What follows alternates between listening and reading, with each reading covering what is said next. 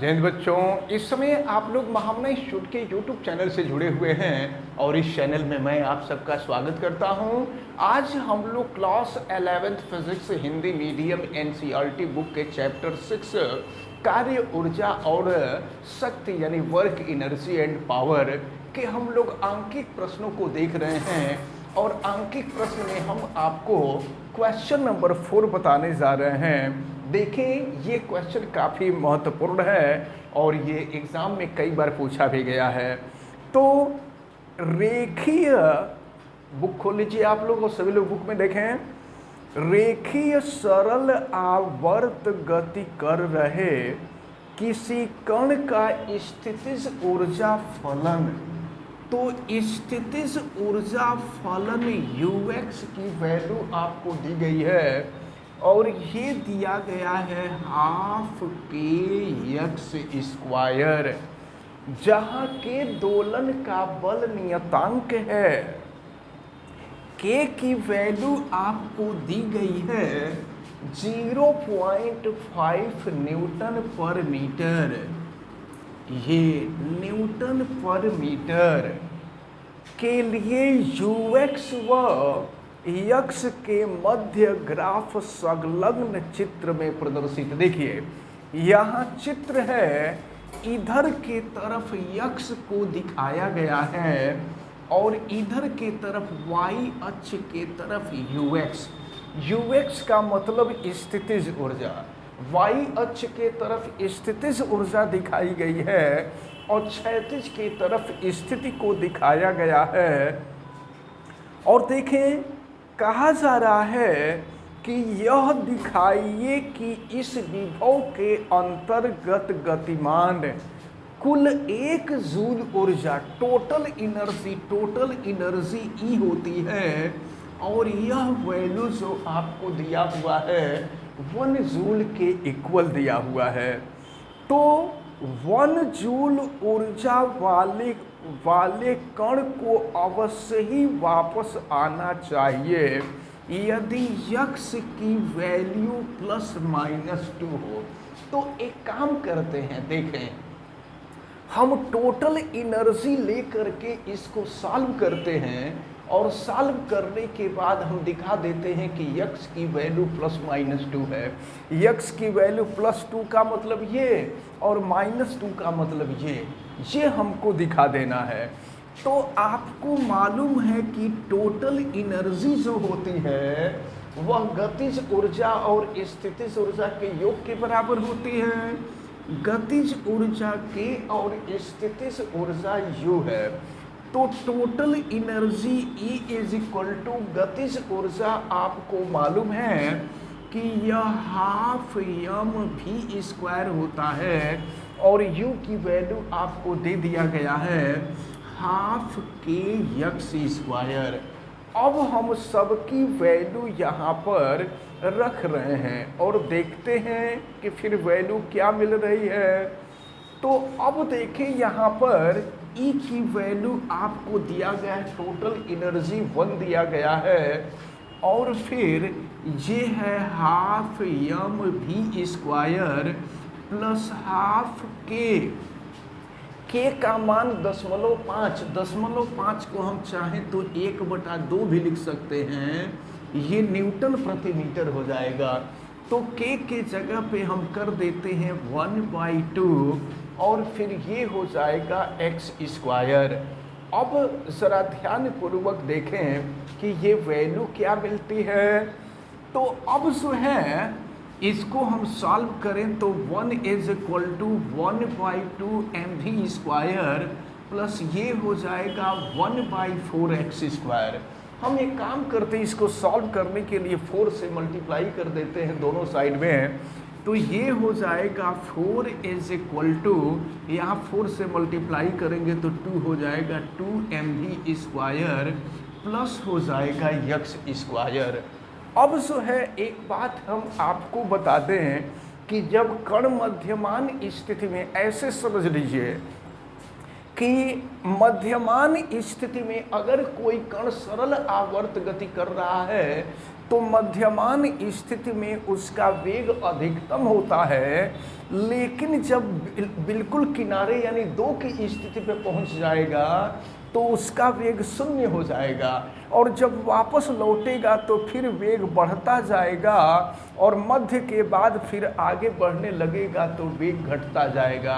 आप देखते हैं जैसे झूला आप झूलते हैं तो झूला झूलते समय मध्यमान स्थिति में वेग अधिकतम होता है, और जब जैसे जैसे किनारे जाते हैं आपका वेग घटता जाता है, और जब विस्थापन अधिकतम होता है तो वेग 0 हो जाता है। तो वेग 0 हो जाएगा, यहाँ पर v की वैल्यू 0 हो जाएगी, और v की जगह पे 0 कर देंगे तो 4 = 2m, v के जगह पे 0 और प्लस हो जाएगा x²। तो 4 = हो जाएगा x², x √4। तो x की वैल्यू निकालेंगे, 4 का वर्गमूल निकालेंगे तो ये हो जाएगा ±2। तो हम लोगों को यही सिद्ध करना था कि x की वैल्यू ±2 होगी। हमने सॉल्व कर लिया, x की वैल्यू ±2। तो इस प्रकार ये जो क्वेश्चन नंबर 4 था, ये क्वेश्चन नंबर 4 कंप्लीट होता है। अब हम देखते हैं क्वेश्चन नंबर 9।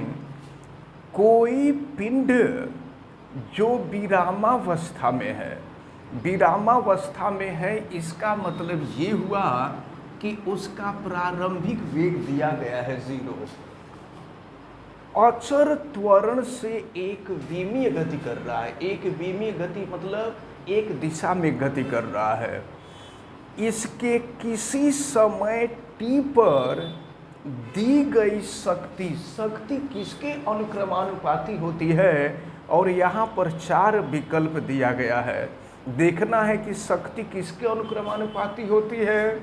तो पहले हम बता दें, अगर गति के प्रथम समीकरण का हम प्रयोग करें तो v = u + at होता है। v = u की वैल्यू 0 हो जाएगी तो 80।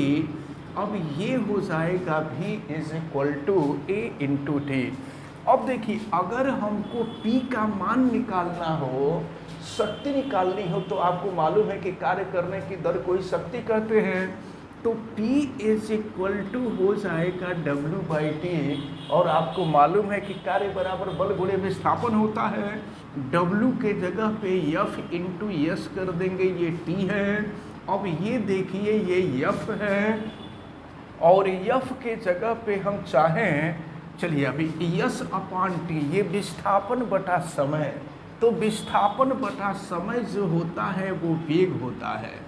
अब देखिए, F के जगह पर हम चाहें तो m × a भी लिख सकते हैं, या चलिए यहाँ नीचे हम सॉल्व करते हैं। तो P = F के जगह पर हम m × a कर लेते हैं, और v की वैल्यू हम ऊपर निकाल चुके हैं। v की वैल्यू है a × t। तो P = देखिए m, और a × a करेंगे तो a² होगा।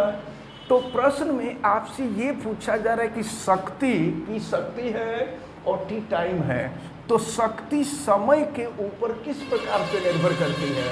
तो हम आपको ये बता दें कि m द्रव्यमान है और a त्वरण है। तो द्रव्यमान और त्वरण ये दोनों कांस्टेंट होता है। तो जब कांस्टेंट को हम हटाएंगे तो अनुक्रमानुपाती चिन्ह जुड़ जाएगा, तो P अनुक्रमानुपाती हो जाएगा T। इसका मतलब ये हुआ कि शक्ति समय के अनुक्रमानुपाती होता है, t के अनुक्रमानुपाती होता है। और इस प्रकार ये जो बी विकल्प है, बी विकल्प आपका सही विकल्प है। अब हम देखते हैं क्वेश्चन नंबर 10।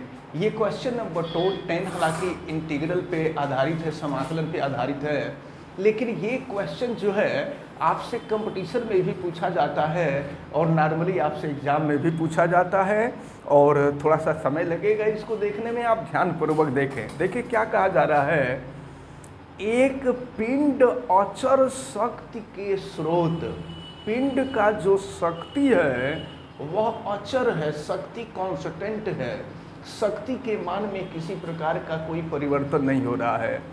एक एक पिंड अचर शक्ति के स्रोत के प्रभाव में एक ही दिशा में गतिमान है। इसका मतलब ये हुआ कि वह एक विमीय गति कर रहा है। पिंड का विस्थापन समय t पर किस प्रकार निर्भर करता है। अगर हम विस्थापन को यश से प्रदर्शित करें तो आपसे प्रश्न में ये कहा जा रहा है कि यह विस्थापन समय के ऊपर किस प्रकार निर्भर करता है, ये पूछा जा रहा है। और याद रखें ये क्वेश्चन में दिया हुआ है कि शक्ति अचर है, यानी शक्ति कांस्टेंट है। तो अब जरा ध्यान पूर्वक देखें, जैसा कि अभी हमने आपको बताया था कि P इज इक्वल टू होता है F इंटू वी, यानी बल में अगर वेग का गुणा कर दें तो यह शक्ति के बराबर होता है। लेकिन आपको ये भी मालूम है कि F बराबर m इंटू ए होता है, तो हम F के जगह पे m इंटू ए कर देंगे तो ये हो गया m इंटू ए और ये हो गया v। ए क्या, ए त्वरण है। त्वरण क्या होता है? वेग परिवर्तन की दर को त्वरण कहते हैं। तो जरा ध्यान देना होगा आपको, वेग v है और वेग में होने वाला जो परिवर्तन है वो dv है। वेग में होने वाला थोड़ा सा परिवर्तन, थोड़े से परिवर्तन को dv से प्रदर्शित करते हैं। और जब वेग में परिवर्तन थोड़ा सा हो रहा है तो समय में भी परिवर्तन थोड़ा सा होगा। तो ये हो गया वेग परिवर्तन की दर, और वेग परिवर्तन की दर को ही त्वरण कहते हैं। अब हम a के जगह पर कर देंगे dv अपॉन dt। तो देखें फिर p इजकल टू ये हो गया m a और फिर m v, और a के जगह पे हम रख देंगे dv अपॉन dt। तो फिर देखें क्या मिल रहा है, ये a के जगह पे हो गया dv अपॉन dt। तो यहाँ से p की वैल्यू निकल गई। अब देखिए हम, चूंकि p कांस्टेंट है और m द्रव्यमान है, द्रव्यमान भी कांस्टेंट होता है, तो m को इधर ला देते हैं, कांस्टेंट को एक तरफ ला देते हैं। तो ये हो जाएगा आपका p upon m is equal to v dv upon dt। अब देखिए राइट को लेफ्ट में और लेफ्ट को राइट में हम कर देते हैं, तो ये हो जाएगा v dv upon dt is equal to p by m। और याद रखे रहिए प्रश्न में कहा है कि शक्ति अचर है, अचर माने कांस्टेंट है, द्रव्यमान तो ऐसे ही कांस्टेंट होता है। तो जब किसी कांस्टेंट में कांस्टेंट से भाग देते हैं तो वह कांस्टेंट ही होता है।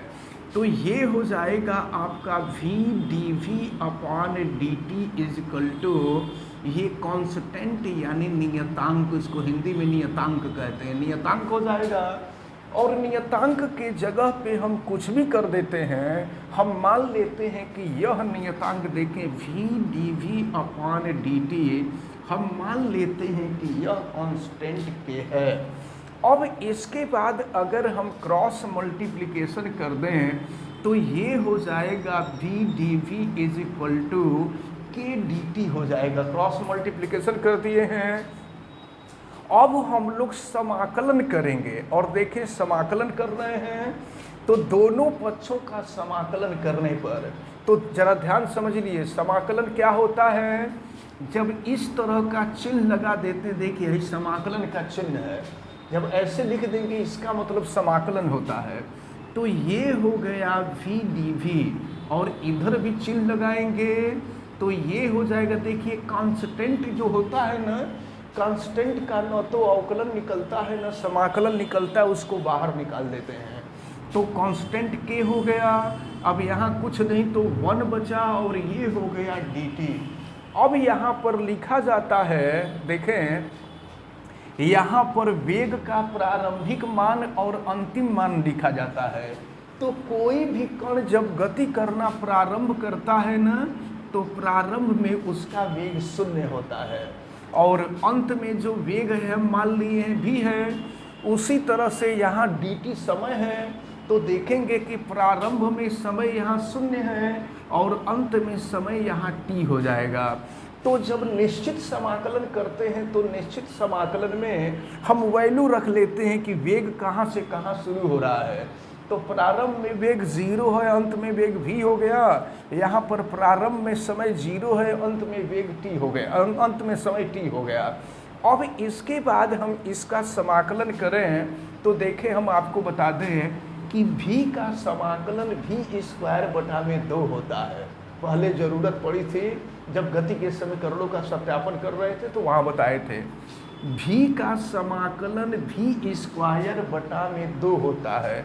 तो 2 यहाँ हम बाहर कर देंगे 1/2 और फिर लोअर लिमिट नीचे रख लेते हैं, अपर लिमिट ऊपर रख लेते हैं। और फिर इसके बाद हम आगे बढ़े यहाँ के, और देखिए 1 का समाकलन t होता है, तो 1 का समाकलन यहाँ t हो जाएगा, फिर लोअर लिमिट 0 और अपर लिमिट t हो गया। अब हम इसको हम सॉल्व करते हैं। देखें इधर की तरफ अब आगे बढ़ रहे हैं यहाँ, तो अब ये हो गया आपका हाफ। और जानते हैं क्या करते हैं, यहाँ पर एक बार अपर लिमिट रखते हैं और फिर माइनस करके लोअर लिमिट रखते हैं। तो ये हो गया, तो v के जगह पर v रहेगा, अपर लिमिट है। ऊपर जो होता है उसको अपर लिमिट कहते हैं, नीचे वाले को लोअर लिमिट कहते हैं। तो ये हो जाएगा आपका v स्क्वायर, अब माइनस v के जगह पे 0 होगा। और फिर आगे बढ़ते हैं, ये हो जाएगा k, और फिर देखिए t के जगह पे अपर लिमिट और माइनस हो जाएगा लोअर लिमिट, ये t माइनस 0 हो जाएगा। तो ये हो जाएगा half v square is equal to, हम गुणा कर देंगे k का t में, तो ये हो जाएगा kt। तो half v square is equal to kt हो गया। अब अगर यहाँ से v स्क्वायर की वैल्यू निकालें तो 2 का तिर्यक गुणा हो जाएगा, ये 2kt हो जाएगा। और v की वैल्यू अगर हम निकालें तो स्क्वायर बराबर के दूसरे तरफ जाएगा और वर्गमूल हो जाएगा, ये हो जाएगा करड़ी में 2kt। अब ज़रा ध्यान से देखें, वेग क्या है, वेग विस्थापन बटा समय, ज़रा ध्यान दीजिएगा। तो अगर थोड़ा सा समय था तो थोड़े समय में होने वाला विस्थापन ds हो, और थोड़ा सा समय dt था तो ये हो जाएगा, आप ध्यान पूर्वक देखें, ds अपान dt ही वेग होता है। वेग बराबर विस्थापन बटा समय होता है। तो अब यहाँ पर हम ds अपान dt कर देंगे, तो देखिए v के जगह पे ds अपान dt हो गया। और एक चीज़ सुनिए, 2 कांस्टेंट है, k कांस्टेंट है, तो 2k को हम करड़ी से बाहर करड़ी में रख के अलग कर देते हैं, तो ये 2k हो जाएगा और यहाँ करड़ी में t अलग हो जाएगा। अब ज़रा ध्यान पूर्वक देखें, तो अब जो है यहाँ पर 2 ये है ds upon dt is equal to under root 2k, तो कांस्टेंट है, और ये है t करड़ी का मतलब होता है पावर 1/2। अब जो है, अब dt का हम तिर्यक गुणा कर दें, तो dt का गुणा कर देंगे, देखिए ds is equal to under root 2k, और ऐसा करते हैं ना, अंडर रूट 2k के जगह पे हम कोई दूसरा कांस्टेंट c रख दे रहे हैं। हम मान लेते हैं कि अंडर रूट 2k के जगह पे c है। इससे फ़ायदा ये होगा कि इसको बार बार लिखना नहीं पड़ेगा। अब ये हो गया c रूट 2k के जगह पे, और t का पावर 1/2 है, और देखिए नीचे dt था, dt तिर्यक गुणा हो जाएगा, तो ये हो जाएगा dt। अब यहाँ से फिर हमको समाकलन करना होगा, तो जब फिर समाकलन करेंगे तो देखें, समाकलन करते हैं, समाकलन का चिन्ह लगा देंगे, ये कांस्टेंट है, कांस्टेंट का समाकलन होता नहीं है। तो ds विस्थापन है, तो देखिए प्रारंभ में विस्थापन 0 था, और अंत में विस्थापन यस हो गया। इसी तरह से अगर यहाँ समय को देखें तो प्रारंभ में समय 0 था और अंत में समय t हो गया। अब हम लोग सॉल्व करेंगे यहाँ, तो यहाँ कुछ नहीं है तो 1 है। तो देखिए जब 1 है और यहाँ ds है तो ds का समाकलन यस हो जाएगा। अगर 1 है तो ds का समाकलन यस हो जाएगा। Lower limit 0, upper limit yes हो गया c, और t का घात t का पावर 1/2 है। तो t का पावर 1/2 का समाकलन t का पावर 3/2 अपान 3/2 होता है। इसको याद रखे रहिएगा। यक्स का पावर n का समाकलन करते हैं तो यक्स का पावर n+1 अपान n+1 हो जाता है। तो यहाँ पर देखें ये लोअर लिमिट 0 और अपर लिमिट t हो जाएगा। अब हम इसको सॉल्व करते हैं। देखिए यस के जगह पे अपर लिमिट रखेंगे और माइनस करके लोअर लिमिट रखेंगे तो ये हो जाएगा s-0 इक्वल टू, ये देखिए 3/2 है, ऊपर जाएगा तो 2/3 हो जाएगा। ये हो गया 2/3c, और फिर यहाँ पर t के जगह पे अपर लिमिट रखेंगे और माइनस लोअर लिमिट रखेंगे तो t के जगह पे t होगा। तो देखिए ये t का पावर 3/2 होगा और माइनस t के जगह पे 0 कर देंगे, 0 हो जाएगा। अब देखिए ज़रा ये यस -0 यस हो जाएगा, मैं यहाँ लिख रहा हूँ, और फिर ये हो गया आपका 2c/3 और ये हो गया t का पावर 3/2। तो अब यहाँ पर आप जो 2c/3 देख रहे हैं यह 2c/3 कांस्टेंट है, और आपको मालूम है कि कांस्टेंट को जब हटाते हैं तो अनुक्रमानुपाती चिन्ह जोड़ देते हैं। देखिए यहाँ कांस्टेंट हटाएंगे, अनुक्रमानुपाती चिन्ह जुड़ेगा और t का पावर हो जाएगा 3/2।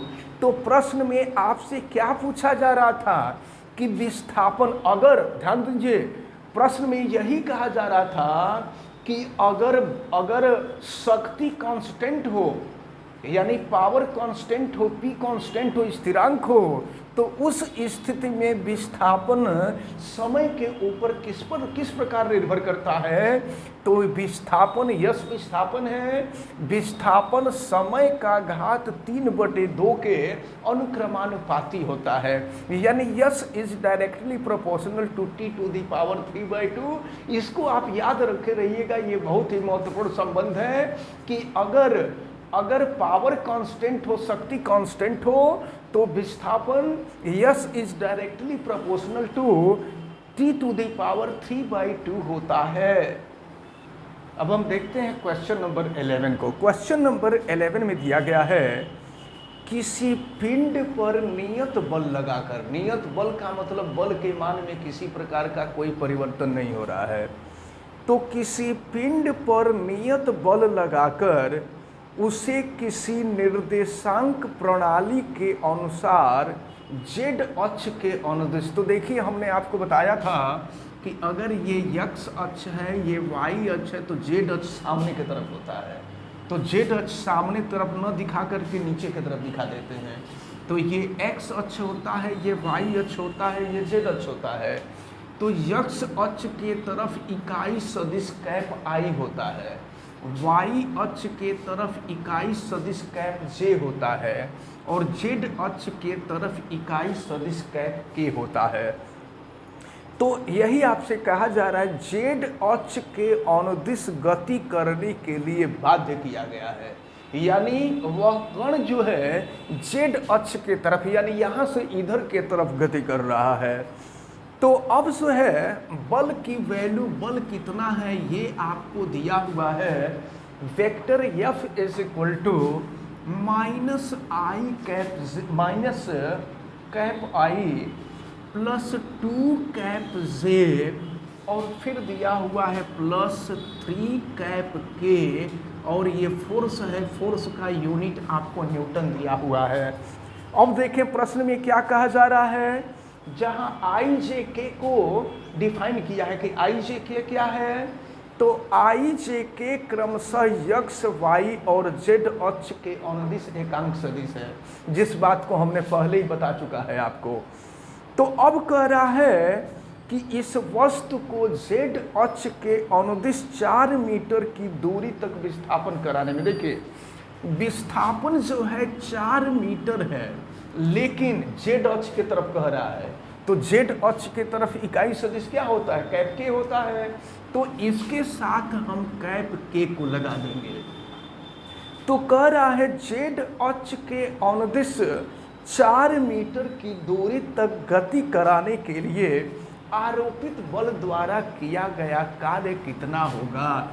तो कार्य आपसे, देखिए विस्थापन भी सदिश राशि होती है, तो आपसे कार्य पूछा जा रहा है, कार्य बराबर होता है बल और इंटू विस्थापन, ये आपको मालूम है। तो अब हम रख देते हैं W इजकल टू एफ की value minus cap I plus 2 cap J, और फिर ये हो जाएगा प्लस 3 कैप के, और डॉट इसको डॉट प्रोडक्ट कहते हैं, क्रॉस प्रोडक्ट डॉट प्रोडक्ट हम आपको बता चुके हैं पहले, और ये आपको दिया है 4k। तो अब देखिए कैसे इसका मल्टीप्लिकेशन करते हैं, कैसे डॉट प्रोडक्ट करते हैं। तो डॉट प्रोडक्ट करने का तरीका देखिए, अब k का अगर हम k का i के साथ प्रोडक्ट करें तो 0 हो जाता है, तो k का i के साथ प्रोडक्ट करेंगे तो ये वैल्यू 0 होती है। फिर k का j के साथ करेंगे तो ये भी वैल्यू 0 होती है। मल्टीप्लिकेशन गुणा जो होता है, डॉट प्रोडक्ट केवल k का k के साथ होता है, i के साथ नहीं होता है, j के साथ नहीं होता है। तो अब देखिए संख्या का संख्या में गुणा कर देंगे तो 3 और 4 है, 4 3 12 हो गया, और k में k का गुणा करते, डॉट प्रोडक्ट करते हैं तो उसकी वैल्यू 1 होती है। आपको पहले बताया जा चुका है कि k dot k is equal to 1, लेकिन k dot i is equal to 0 होता है, k dot j is equal to 0 होता है, इसलिए पहले वाला 0 हो गया, दूसरा वाला 0 हो गया, और तीसरे वाले की वैल्यू 1 हो गई। अब इस प्रकार यहाँ से W की वैल्यू तो ये हो जाएगा 12, और कार्य है तो कार्य का जो यूनिट होता है वो जूल होता है। तो इस प्रकार ये जो क्वेश्चन नंबर 11 है ये सॉल्व होता है। देखते हैं क्वेश्चन नंबर 12 को। यहाँ दिया गया है किसी अंतरिक्ष किरण प्रयोग, अंतरिक्ष किरण प्रयोग में एक इलेक्ट्रॉन और एक प्रोटॉन का संसूचन होता है। मतलब ये पता चलता है कि अंतरिक्ष में एक इलेक्ट्रॉन और एक प्रोटॉन उपस्थित है, जिसमें पहले कण की गतिज ऊर्जा, पहले कण की गतिज ऊर्जा यानी इलेक्ट्रॉन की गतिज ऊर्जा, तो इलेक्ट्रॉन की गतिज ऊर्जा को हम के से प्रदर्शित कर रहे हैं। के का मतलब काइनेटिक एनर्जी और ई का मतलब electron, kinetic energy of electron. तो इलेक्ट्रॉन की गतिज ऊर्जा ये दिया हुआ है 10 किलो इलेक्ट्रॉन वोल्ट। देखिए 10 किलो इलेक्ट्रॉन वोल्ट, और दूसरा कण का मतलब प्रोटॉन, तो प्रोटॉन की गतिज ऊर्जा दी गई है, Kp की वैल्यू दी गई है, और ये आपको दिया हुआ है 100 किलो इलेक्ट्रॉन वोल्ट, ये प्रोटॉन की गतिज ऊर्जा दी गई है। इसमें कौन सा कण तीव्रगामी है, इलेक्ट्रॉन या प्रोटॉन? आपसे ये पूछा जा रहा है कि आप बताइए कि इसमें इलेक्ट्रॉन तेज चल रहा है कि प्रोटॉन अधिक तेज चल रहा है, दोनों में से कौन अधिक तेज चल रहा है, ये पूछा जा रहा है। फिर आपसे कह रहा है कि इनके चालों का अनुपात, यानी इलेक्ट्रॉन का चाल और प्रोटॉन का चाल, इनका अनुपात आपसे पूछा जा रहा है। ये इलेक्ट्रॉन की चाल Ve है और प्रोटॉन की चाल Vp है, इसकी वैल्यू, इसका अनुपात आपसे पूछा जा रहा है। और इलेक्ट्रॉन का द्रव्यमान आपको मालूम भी होना चाहिए। और देखें यह द्रव्यमान 9.11 इंटू 10⁻⁻31 किलोग्राम होता है, ये आपको मालूम होना चाहिए। और प्रोटॉन का जो द्रव्यमान है, मास ऑफ प्रोटॉन को mg से हम रिप्रेजेंट कर दे रहे हैं, और ये वैल्यू 1.67 इंटू 10⁻⁻27 किलोग्राम। और एक इलेक्ट्रॉन वोल्ट बराबर आपको मालूम है 1.6 इंटू 10⁻⁻19 जूल होता है। तो अब जरा ध्यान पूर्वक देखें कि इलेक्ट्रॉन की गतिज ऊर्जा, और इलेक्ट्रॉन की गतिज ऊर्जा के लिए फार्मूला हाफ mv² होता है। तो देखिए ये गतिज ऊर्जा के लिए फार्मूला है। अब अगर इलेक्ट्रॉन के लिए हम देखें तो इलेक्ट्रॉन की गतिज ऊर्जा Ke = हाफ mE² हो जाएगा। और फिर अगर प्रोटॉन की हम गतिज ऊर्जा देखें तो ये हो जाएगा Kp हाफ mp, और ये हो जाएगा Vp²।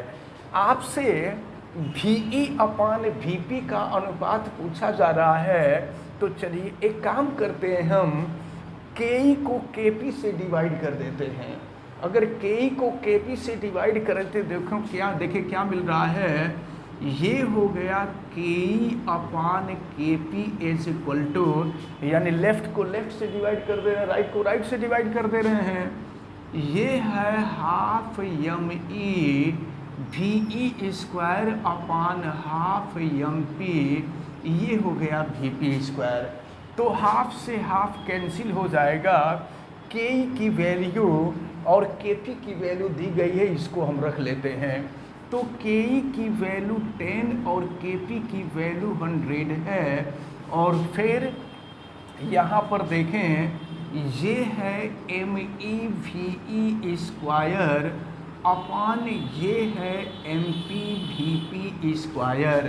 अब अगर इसको हम चाहें तो कटा सकते हैं, 0 से 0 कैंसिल हो जाएगा, 1/10 हो जाएगा। अब देखिए हम एक काम करते हैं, लेफ्ट को पहले देखिए इसको हम नोट करते हैं यहाँ 1/10 = देखिए ME और MP को हम एक साथ कर दे रहे हैं, तो ये हो जाएगा ME/MP एक साथ कर दे रहे हैं। और ये देखिए VE²/VP² है, तो VE और VP को भी हम एक साथ कर दे रहे हैं, ये VE/VP² हो जाएगा। और आपसे VE/VP की वैल्यू पूछी जा रही है। देखिए जब सॉल्व करेंगे तो MV ऊपर चला जाएगा, ME नीचे आ जाएगा। तो फिर देखिए क्या हो जाएगा, ये हो गया MP/10 ME, और ये VE/VP² है। स्क्वायर जब अपोजिट साइड में आएगा तो अंडर रूट हो जाएगा।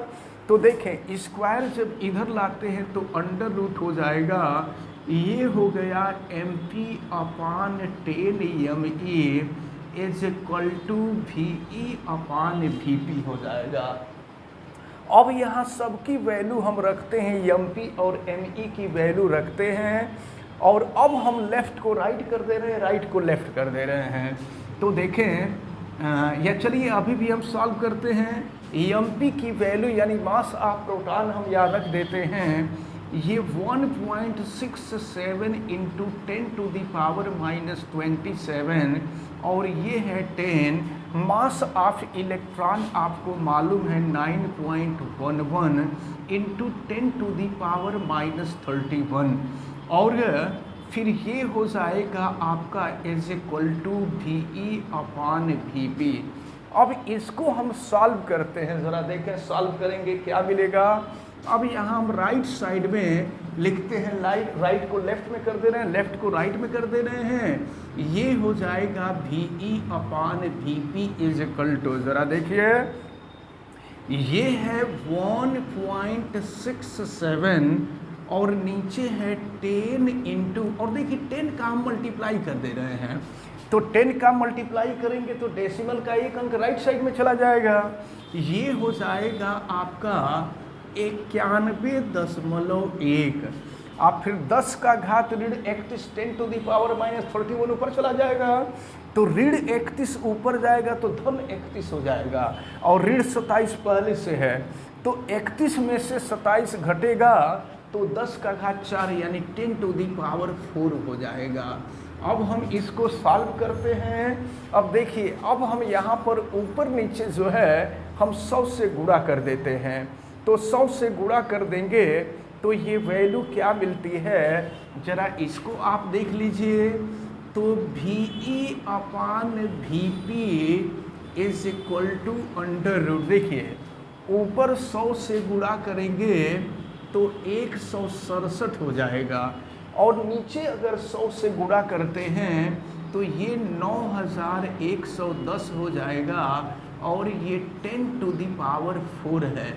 अब यहाँ से हम वर्गमूल लेंगे और वर्गमूल ले करके इसको सॉल्व करेंगे। देखिए, ये है आपका VE/VP इज इक्वल टू, इसको सॉल्व करते हैं 167/9110, और ये देखिए 10 का घात 4 को हम बाहर निकाल देते हैं तो ये हो जाएगा 10 का घात 2। और अब इसके बाद देखिए, अब यहाँ पर ये काम मैं आपको छोड़ रहा हूँ। 167 में 9110 से भाग दीजिए। भाग देने के बाद जो आता है उसका आप वर्गमूल निकालिए। तो वर्गमूल निकालने के बाद यह मान जो है लगभग 0.135 आएगा। इसको आप करके देखिएगा, इतना आएगा। और ये हो जाएगा 10⁻², का मतलब 100 होता है, 100 होता है। अब यहाँ से VE/VP जब 100 से गुणा कर देंगे तो ये हो जाएगा 13.5। तो आपसे प्रश्न में कहा जा रहा था कि VE और VP का अनुपात ज्ञात कीजिए।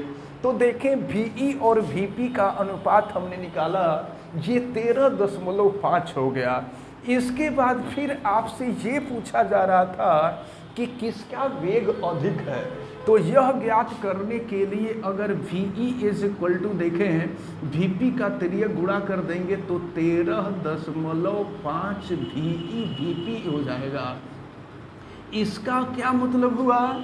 इसका मतलब ये हुआ कि प्रोटॉन के वेग में जब 13.5 से गुणा कर देंगे तो यह इलेक्ट्रॉन के वेग के बराबर हो जाएगा। तो मतलब क्या हुआ कि प्रोटॉन के वेग में जब 13.5 से गुणा करेंगे तब इलेक्ट्रॉन के वेग के बराबर होगा, यानी इलेक्ट्रॉन का वेग प्रोटॉन के वेग से अधिक होगा। तो प्रश्न में आपसे यही पूछा जा रहा था कि अंतरिक्ष में ये जो दोनों कण मिले थे, इलेक्ट्रॉन और प्रोटॉन, इसमें किसका वेग सबसे अधिक होगा? तो इलेक्ट्रॉन का वेग सबसे अधिक होगा। तो इस प्रकार जो है इस चैप्टर के जो महत्वपूर्ण जितने न्यूमेरिकल थे सब न्यूमेरिकल आपको बताए गए। हमें उम्मीद है कि सभी क्वेश्चन आपको बहुत अच्छी तरह से समझ में आए होंगे। आप वीडियो को लाइक ज़रूर कीजिएगा, और अगर आप चैनल पे नए हैं तो चैनल को सब्सक्राइब भी कर लीजिए। आप बेल आइकन को भी प्रेस करें। अगर किसी प्रकार की कोई दिक्कत समझ में आती है तो आप हमें कमेंट करके बतावें, और आप वीडियो को मैक्सिमम स्टूडेंट तक शेयर करें। आप सभी लोगों का बहुत बहुत धन्यवाद। जय हिंद।